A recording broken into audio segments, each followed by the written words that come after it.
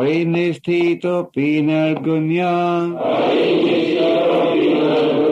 Uttama shloka lilayam Vihita cheta rajarshe Akhyānam yad aditavan Om Jnana Thimirandasya Jnananjana Shalakya Chakshurmilitam Yena Tasmai Shri Gurave Namaha Shri Chaitanya Manovistam Sthapitam Yena Bhutale Swayam Rupa Kadamayam Dadati Swapadantikam Vandeham Shri Guru Shri Yuta Padakamlan Shri Gurun Vaishnavanashta Shri Rupam Sagrajatam Sahagana Raghunathan Vitam Tham Sajevam Sadvetam Savadhutam Prijana Saitam Krishna Chaitanya Devam Shri Radha Krishna Padan Sahagana Lalita Shri Vishakhanitam Cha Jai Shri Krishna Chaitanya Prabhu Nityananda Hare Krishna Krishna Krishna Hare Hare Hare Rama Parinishtopi Nirgunya Uttama Shloka Lilaya Grihita Cheta Rajarshe Akhyānam yad aditavan. So, Shukadeva Goswami is beginning to reply to the questions that were presented by Parikshit Maharaj at the end of the previous canto. Namely, how should one prepare to die? So, Parikshit Maharaj has taught us how one should prepare to die, namely by being absorbed in transcendental topics of Krishna. Shukadeva Goswami, after pointing out to Parikshit Maharaj the importance of hearing the transcendental glories of the Lord, he has pointed out that transcendental glories of the Lord are attractive for everyone, even for those who are self-realized. So Shukadeva Goswami is explaining, actually he has very nicely explained in the previous two verses, that even the topmost transcendentalists or completely self-realized take pleasure in reciting and hearing the messages of the Bhagavatam. And in the previous verse, Shukadeva Goswami has compared to the Srimad Bhagavatam alone to be equal to all the Vedic scriptures put together.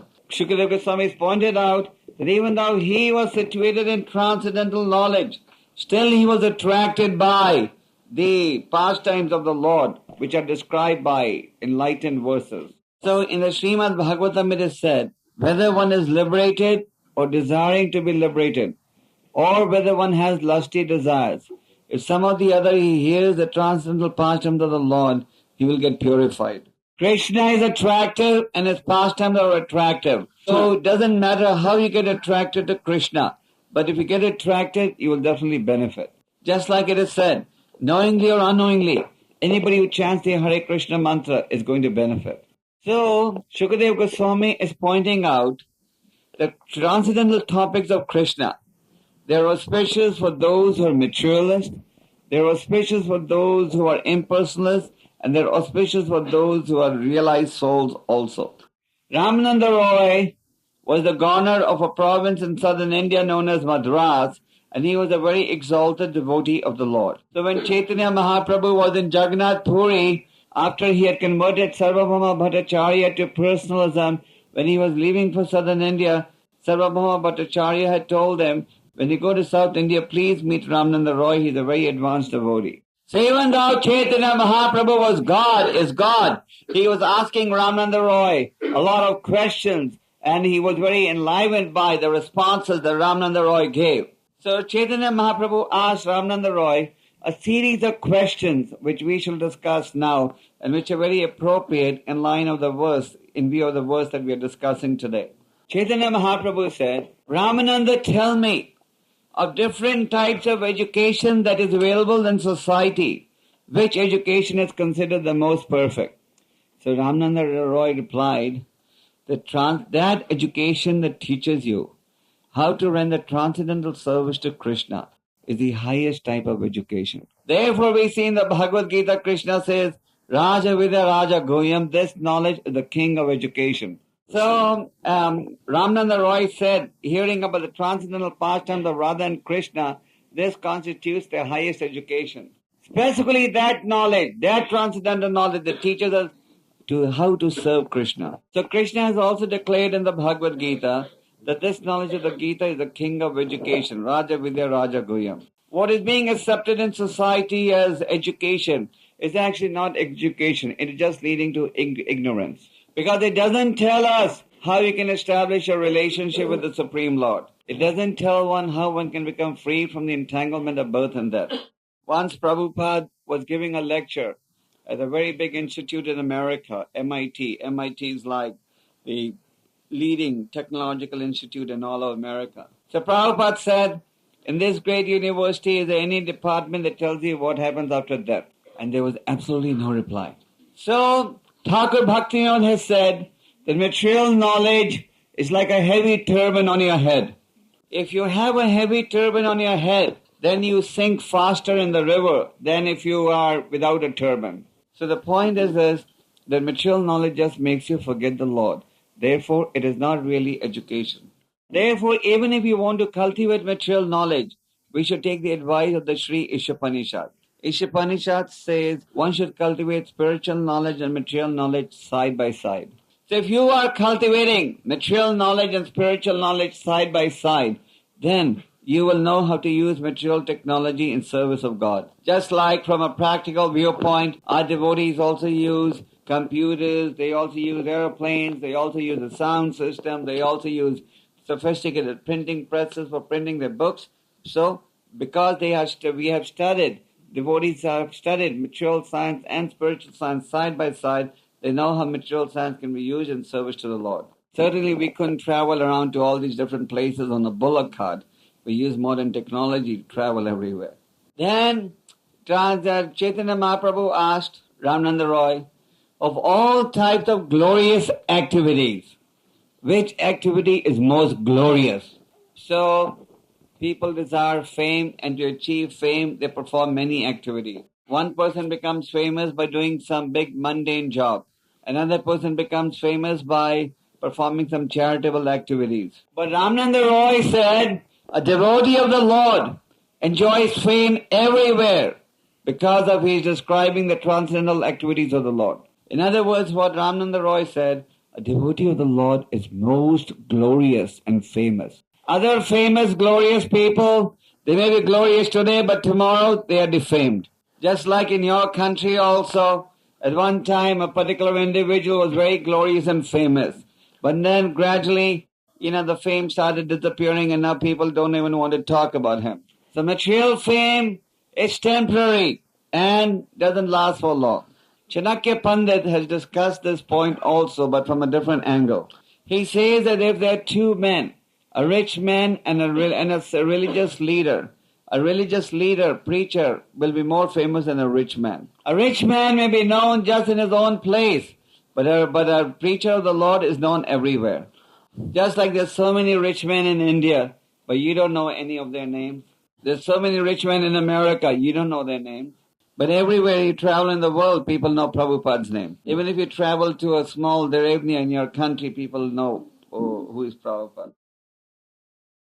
because they've read Prabhupada's books. So this is exactly what Ramananda Roy is saying. He's saying, Chaitanya Mahaprabhu's question was, of all types of glorious activities, which is most glorious? And Ramananda Roy said, of all types of glorious activities, that activity by which the transcendental glories of the Lord are described, that is most glorious. Then Chaitanya Mahaprabhu asked, of all types of distress, which is most painful?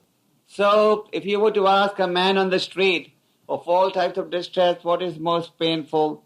He would say, when I don't have enough money. And if you were to ask another young man, he'd say, when I can't have sense gratification, then I'm in real distress. Just like these days in your country, because meat is so expensive, everything is so expensive, everyone is in distress, the cost of living has gone up so much. You want to know what Ramananda Roy said is the greatest distress? So Ramananda Roy said, separation from devotees is the greatest distress.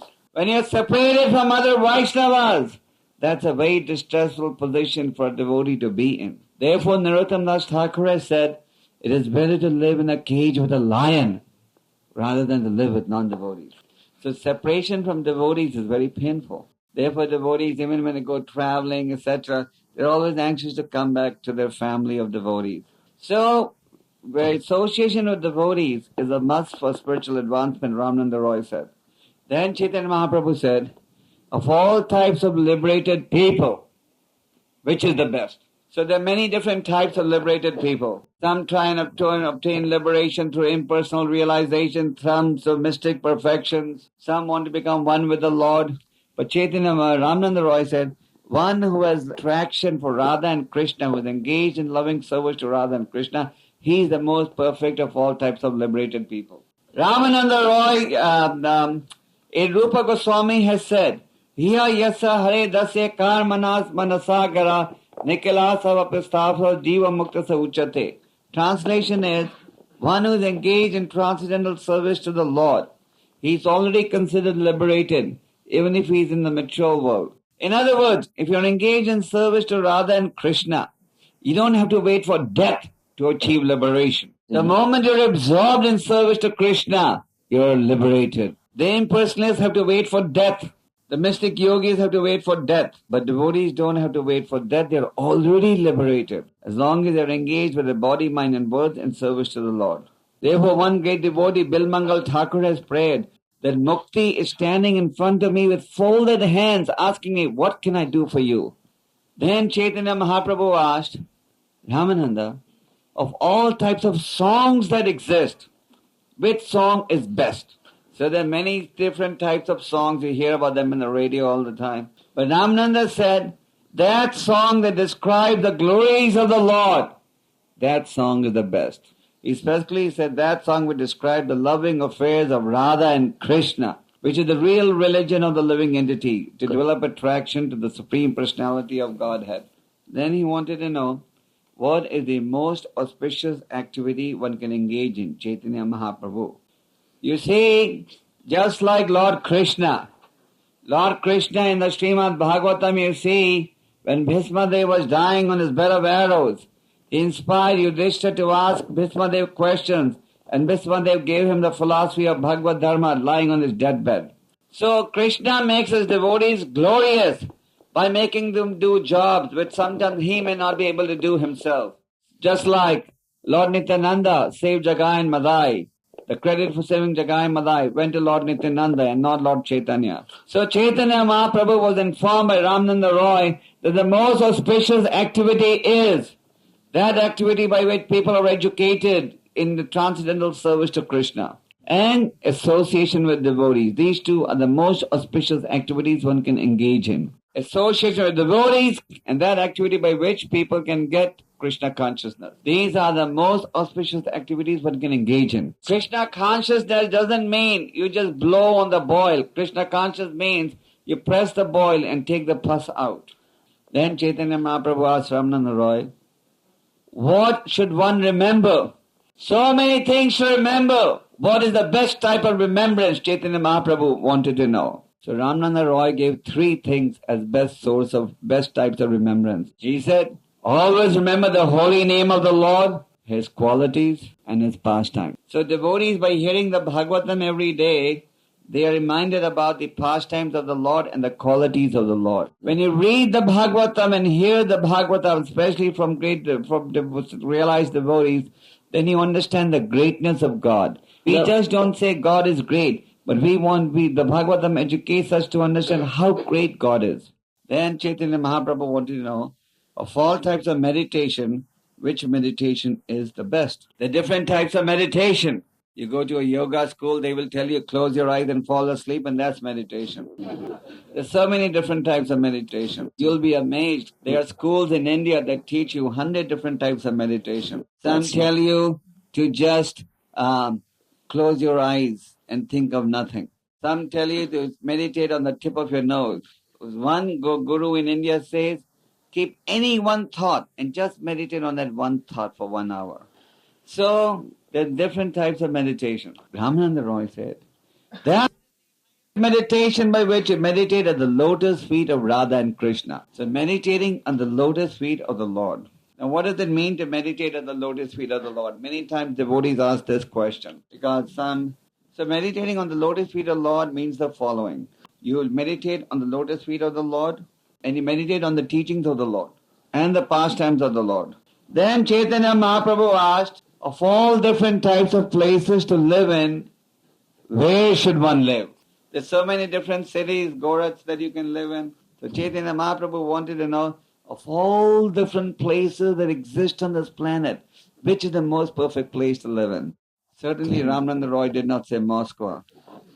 Ramananda Roy said, Vrindavan, transcendental place where Krishna performed his pastimes, is the most auspicious place to live on this planet. So now all of you may say, okay, then we should all go to Vrindavan now to live there. It is better to do devotional service there. Yes, living in Vrindavan is the best. But Prabhupada started this Krishna conscious movement to create Vrindavans all over the world. Prabhupada wanted to create Vrindavan in every town and village of the world. Because Vrindavan is the place where Krishna is glorified. So wherever you glorify Krishna, that place has become Vrindavan. If you're a householder living at home and you're glorifying Krishna, then that place is Vrindavan.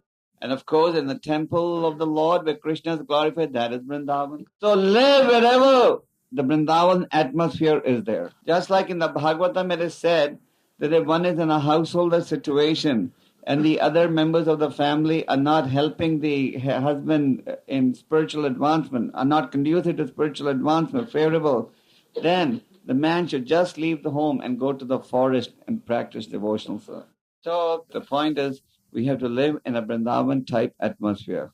Then Chaitanya Mahaprabhu wanted to know of all types of topics to listen to, which is most glorious. What type of topic will be pleasing to the ear? So Ramananda said, hearing about Krishna is most pleasing to the ear. In other words, if the ear hears about Krishna, then hearing about Krishna purifies the mind and the senses. Just like when you take the medicine to the mouth, you take the medicine to the mouth, it goes into the whole body and it makes the whole body strong. It kills the germs in the whole body. So similarly, when you hear the holy name through the ears, it goes through the ears into the whole body and purifies your impure mind and senses. After all, it is said that if we engage in mundane talk, then just like a frog invites a snake to bite, we are just inviting the time which is the serpent to bite us. And then Ramananda Roy was asked, what of all different types of worship that one can do, which is the best type of worship? And Ramananda Roy replied, worshipping Radha and Krishna and hearing the holy names. So the answer to all the questions that were asked by Chaitanya Mahaprabhu was service to Krishna is the best. So this is the same point which is being made in this verse.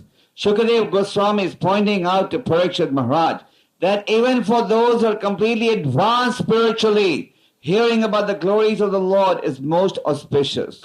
Prabhupada says in the concluding lines of the purport, the Lord is not inactive or impersonal. So the impersonal aspect and personal aspect, but the personal aspect of the Lord is superior to the impersonal aspect. And the Lord is not inactive. If the sun is rising, the moon is rising, the wind is blowing, the stars are shining, it is all working because there's somebody directing the whole show. And that is Krishna. So, some or the other, our life should be so arranged that we can always remember Krishna. And if we always remember Krishna, then there will be no room for the illusory energy to cheat us. And then one will be spiritually safe. So, we should mold our life in such a manner that Krishna is always in our thought, word, mind, action. And by hearing about Krishna, by describing Krishna's glories, the devotee becomes enlightened. Because the topics of Krishna are auspicious for everyone. So hear about Krishna and life will be successful. Hare Krishna. Today's class is a short class because I want to have time for the Sankirtan meeting now. Yes,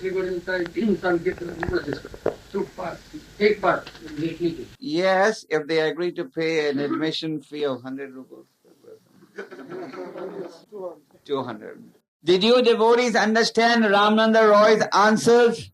Actually, Ramananda Roy's answers are very philosophical. I just made it very simple. Actually, against each of these points, there are many verses from other scriptures in support of those points, but there's no time to talk about all the verses because there are 12 questions and there are so many verses in support of each of the questions. Yes, Vashava. If I tell you it's not true, will you follow my advice? Krishna says in the Bhagavad Gita, whether you're a Sudra, a female, or a Brahmana, everybody can come back to him. In Kali Yuga, you don't have to necessarily take a male body to go back to Godhead. If you in a female body surrender to Krishna completely and act according to Guru's direction, then you're guaranteed to go back. There have been so many great devotees in Vedic history. Queen Kunti, Draupadi, Gandhari, so many, Manoga. So whoever told you that, you should tell that initiated Prabhu that he should understand the books a little better. There's no discrimination in terms of the path going back to Godhead. Whether you're black, white, brown, Indian, American, Russian, educated, poor man, male body, female body, Krishna doesn't care. Krishna is only giving one instruction to everyone. Sarva dharma parityajya mamekam shanam raja. Give up everything and surrender unto me and I will protect you. Don't worry. Prabhu's, Hare Krishna.